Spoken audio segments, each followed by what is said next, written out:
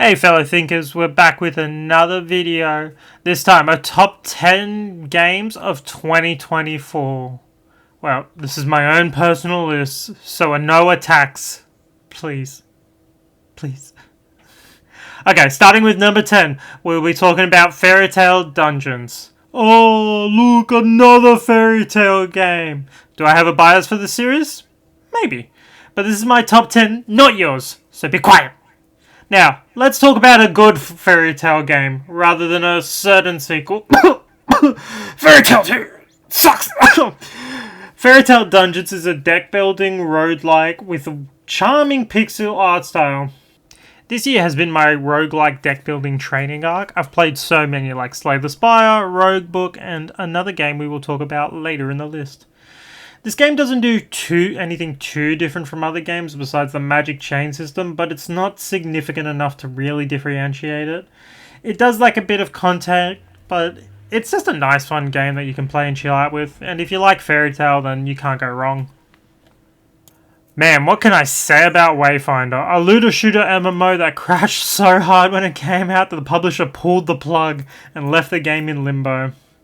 Then the developers did a full turnaround and made it into a single-player game with couch and online co-op that is actually really fun. The art style of this game is great, all the weapons besides the single-shot rifle feel fun to use, enemy design is top-notch, and the game is just a blast. When you play with your friends, it's really good. It's so surprising. Gear progression does feel a little weird because at some points you just get stuck with weapons at the same item level for a while, but it never became a problem. All the characters are fun and their kits are cool, besides Silo, never touched the guy in and out of bed. I'll give you 5 seconds to guess who my main was. 5, 4, 3, 2, 1. Yep, the goth girl who would just kill me if I ever went up to her. I have a problem. So yeah, great game to play friends with, great bosses, really cool gear design, cool cosmetics that are 100% free. Play with your friends. Moving on. Alright, honorable mentions number 1. We have Power World. Now, Power World is a creature capture survival game. If you haven't heard about Power World, get back under your rock and keep watching my video. I liked Power World. I like the creature designs. Some of them do look like Pokemon you can't deny that. It's a cool, interesting game, but I just didn't really have much fun with it. I played with my friends for a while, but it's just kind of, I don't know, I just kind of got bored with it. But still, I can recognize game. It's really good. If you like that sort of thing, go for it. Bruh, I can't believe Dragon's Dogma 2 came out this year. It feels like this game has been out for a whole 2 years by now. I swear we're in the hyperbolic time chamber. Anyway, you're like Dragonheart, kid. Then you get a Dragonheart. You get a Dragonheart. Look under your seat. That's right, another Dragonheart. I'm pretty sure you're arisen from the same dragon as the first one in this game, which is just kind of weird, because, how many hearts does a dragon have? Anyway, Dragon's Dogma is an open-world action RPG with a class system. What's not to love? The game has a great world design. It feels like every corner of the map has something new to explore. And with the game barely giving you any hints about the quests you are pursuing, you better explore everywhere. All joking aside, the story of this game was really good. The classes were all fun to play. My main was the Smoke Belly Dancer, because I'm a sexy tank, and no one, absolutely no one, can take that away from me. Fighting bosses with AI that's actually competent is such a blast. Whether it be a griffin, wood, a snake lady in a cave, would, or a motherfucking dragon, would. And to top it all off, I'm just gonna say it, the game's better than Skyrim. Don't at me. Wait, what's this? I see another action RPG anime game? I'm starting to think this guy has a type. Well, the company that funded this game didn't think so, because they deleted the entire company that made this. Honestly, great game. No more mana games for a while, guys. Rising Dawn of Mana remake. Honestly, this game's all about combat and exploration. The story and characters are good sometimes, and it was a heartwarming seeing all the characters realizing they have so much to live for. Wish I could relate. And the ending, which I'm not going to spoil. The combat and class design in this game is phenomenal. You have so many choices of what you want characters to be, especially at the end game where you can mix and match skills, passives, and weapons all together to make your own personal chef class. So you can cook! Bam, got him. Enemy variety is kind of lackluster, but the bosses make up for it being epic, or a little cute devil super boss that will annihilate me. Please, don't hurt me. I just want to look at your cute little buddy face. Honorable mention number 2, Black Myth Wukong. Now, I'm gonna preface with my honorable mentions, they are games that I recognize as great games, but games that I personally did not like. Black Myth Wukong looks amazing. All the Chinese mythology in the game is amazing. Everything in this game is great, except I just couldn't deal with the combat. I wish the game went more either full action or full souls. The double style doesn't work for me. Just pick a lane and stick with it. Make Monkey Devil May Cry or make Monkey Dark Souls. Please pick one. It's like I said, it's just a personal thing. The game is phenomenal. The story is phenomenal, and the art style of this game is chef kiss. Also, Chinese mythology is goated. If you want to have your head spin, read Chinese mythology. It's so fucking weird and great. Oh my god, it's another anime game! No! And guess what, bitches? It's even more anime than Monster Hunter is.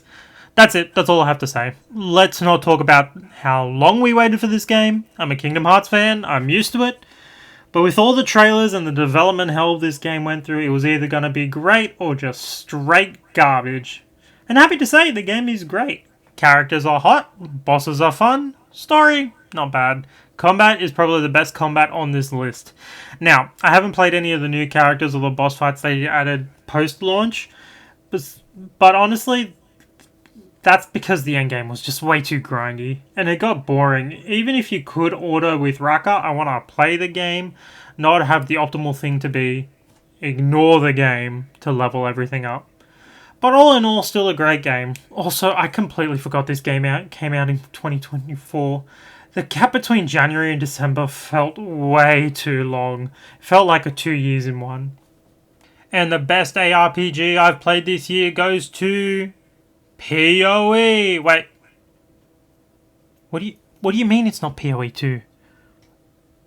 After all the glazing I did, only playing Act 1 and some of Act 2?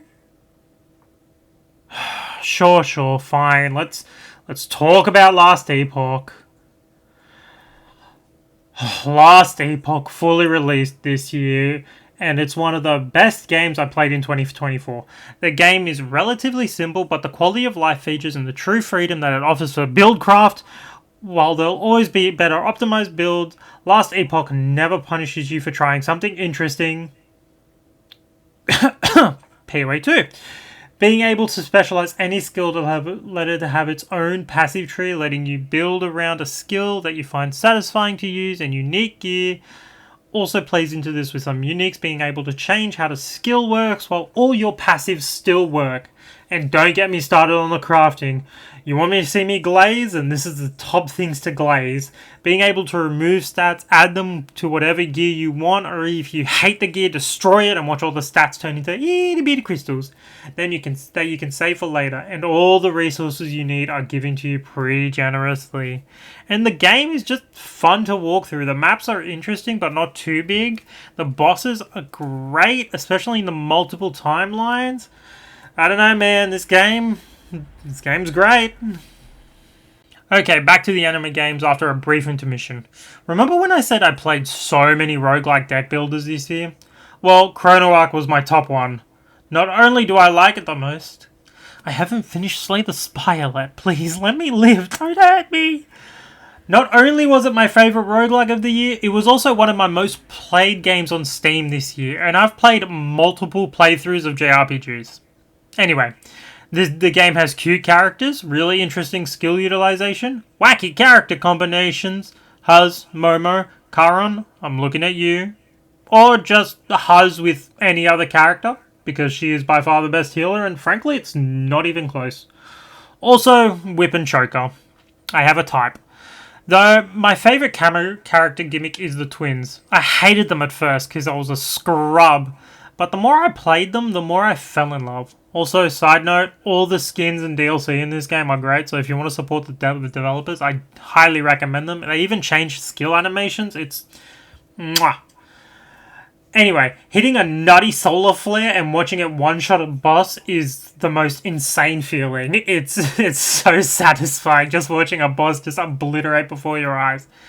Anyway, the story of the game is actually really interesting as well. It's not translated the best, like some card effects, because then you won't know what they do. But the themes of existentialism and what makes us human, as well as the lengths we as a species will go through to survive, and even how we deal with escapism and how we need to face reality we're presented with, it shows it really well, and you barely have to interact with it. You just want to play funny deck build game with cute waifus and husbandos. But there if you want to contemplate life. Man, that got really deep. Alrighty, honorable mention number 3. Dun, dun, dun, dun. Does that remind you of anything? That's right, it's Metaphor, baby. Now, the only reason this is on honorable mentions and not in my top 10 is because I haven't finished yet, because Atlas games take forever, and you'll see why on another section of this list. The game's great, the setting is awesome. I wish the combat was a bit different to like the normal Shin Megami Tensei Persona stuff. But it's a great game from what I've played. I've sunk 30 hours into it and I'm still not even close to finishing it. The class system is really cool as well, really interesting. One of the better class systems that is around. So, look, I'm really happy with it as it is now, but I just haven't finished it. That's why it's honorable mentions. And the reason I haven't finished Metaphor is because of Persona 3 Reloaded. That's right, another Atlas game. Persona 3 PSP was the only Atlas game that I've actually ever finished. Crazy, I know. So when Reloaded was announced and subsequently released, I was fine to sit on it for a while. I'm not counting the Aegis DLC, I haven't played that, but I will, promise, after I finish Metaphor. But I saw it on the Steam sale and pulled the trigger. A little bit of an inside joke for you guys. So story-wise, the game is pretty much the same, but that doesn't make it any less great. The darkest Persona story from what I've played of the other ones, but it's the gameplay changes that really sold me. The ultimate attacks that shift the tide of battle in your favour, making Akihiko more of a powerhouse than he already was. The changes to Tartarus to make it more engaging and fun to explore. All the characters acting like real people, from Junpei's insecurities to Ken's revenge plotline. They are all amazing, besides Futaba, but we just ignore her. The social links actually make you feel like your relationships are deepening and progressing. It makes you excited for the next stage. And then there's the mods. There are so many good cosmetic mods that make the game even better. Honestly, this kind of sold the game even more than for me. Like the Just a Phase mod, making great emo outfits and changing the battle music to emo songs from the likes of Green Day and Paramore fit the game so well. I downloaded a whole bunch of cosmetic mods just to make the characters even cooler. They have Keyblades, there's Tails game costumes, and it just made the game so much better. I'm surprised it hasn't crashed on my PC yet with the amount of mods I have on there. Alright, I'll give you 10 points if you guess what my number 1 is. But first, number 2. Trails, my beloved. I definitely don't have an addiction when it comes to this RPG franchise. Not like I buy every limited edition of the games when they come out and get charged an exorbitant amount of money because I have to ship them from Europe, because God forbid any cool shit comes down under.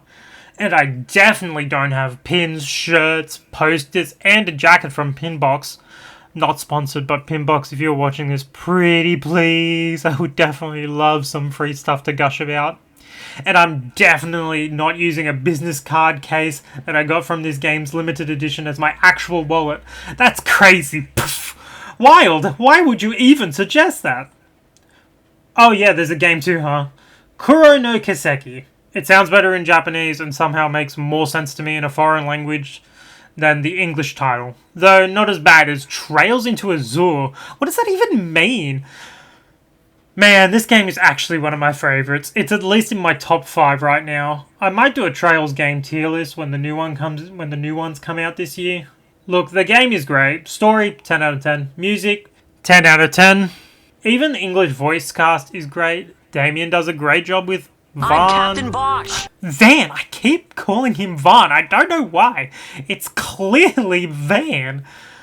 Though sometimes Van just doesn't talk in cutscene where it feels like he's meant to. Like, everyone else is talking around him, but he himself doesn't speak. It's weird. Maybe it's different on the Japanese dub. Let me know in the comments. 10 out of 10 visuals. Could be better, but they're heading in the right direction, and this engine is so much better than the Cold Steel 3 engine. Like, whew.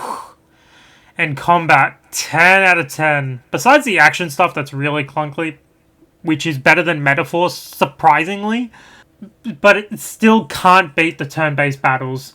Trails has always been good with the turn-based battles, and the new Zypher stuff that it adds is really cool, actually giving you a reason to think about where you put your course to give you bonus effects like follow attacks or shielding another ally before they get attacked. It adds so much depth. And usually with Trails games, you can't judge them by one game. They've always been a continuous story, like Trails in the Sky. First chapter and second chapter are linked. But this game sets up a second game, but it's a very good standalone, just like Zero. And I feel like you can definitely play them just by themselves. Though, I recommend definitely playing Crimson Sin and Azure, no matter how stupid the name is. Great Trails game, and I'm excited for the sequel this year. And guess what? I've already bought the limited edition. I have a problem! That's right, ladies and gentlemen. Number 1 is Mindfuck the Game. What can I say about Rebirth that hasn't been said already? Great story, amazing and engaging combat, great world design, middling minigames, and Yuffie, the best girl. Smarter people than me have expanded on this game's story way more than I ever could. But when was the last time we had a game that created so many different theories about what was going to happen than this one? The presentation of this game is off the charts, and on the PS5 Pro it looks even better. Not that I'll be wasting $1,000 buying that just for one game when the PC version will probably be way better if it's ported correctly, and I can even probably play it on my Steam Deck. I've never had much connection to the original FF7. I mainly found it through the compilation, Zack being one of, if not my favourite Final Fantasy characters, and Dirge and Advent Children being guilty pleasures that I dip into now and again. But now I'm super excited to see where they'll be taking this and with the next installment. I'm all in for the main crew of FF7. Also, I hope Zack comes back. For the love of God, make a true square. Bring back my boy. Also, bring back Gilgamesh. And now for my secret exit. Honorable mention, Blaze Black 2 Redux. I've wasted so much time in this game trying to nuzlocke it. It's super hard, okay, but it's way better than what we've gotten right now for Pokemon, even if they just gave us a shiny Rayquaza. Alright, that's it. Don't forget to like and subscribe if you like Nuzlocke or any of these games on here, and let me know your top 10 down in the comments. Alright, thinkers, don't think too hard. See ya.